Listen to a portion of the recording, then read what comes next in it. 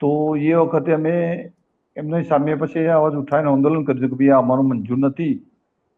તો ધીરે ધીરે ધીરે આંદોલન મોટું થયું. પછી એની અંદર હું અશોકભાઈ બધા જોડાણ્યા અને એક સમય એવો આવ્યો કે એમને રાજીનામું આપવું પડ્યું. કેટલાય ભ્રષ્ટાચાર આક્ષેપો થયા અને એના પછી અશોકભાઈને બેસાડ્યા સારું શાસન કરી એ માટે કે ભાઈ ચલો વિપુલભાઈને તો અશોકભાઈને બેહાડો. એટલે અશોકભાઈને બેહાડ્યા. પણ હું અત્યારની વાત એવી છે કે છેલ્લા 2 વર્ષની અંદર ફક્ત 10 રૂપિયા કિલો ફેટે ભાવ વધાર્યો છે અમને. છેલ્લા 2 વર્ષની વાત કરું. અત્યારે જે વધાર્યો ને પહેલી તારીખ 1 6 થી એ વાત નથી કરતો. છેલ્લા 2 વર્ષની અંદર કિલો ફેટરી એમને 10 રૂપિયા વધાર્યા છે. અત્યારે જે 1 6 એ વધાર્યું એમણે પાછું નવું કર્યું છે કે ભાઈ SNF થી કરી દઈએ. SNF એટલે સોલિડ નોન ફેટ.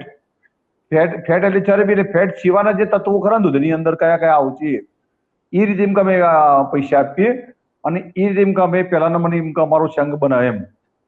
એટલે અમે અમારો શરૂ તમારા માટે પ્રયોગ નવો હતો. બરાબર.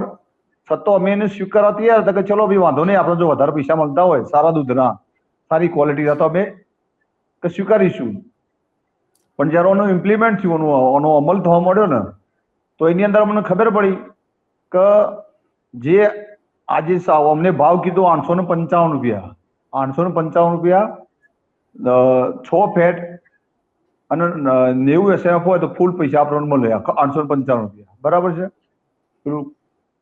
અને એનો જે સંતુલિત ભાવ ખરો 855 રૂપિયા. બરાબર.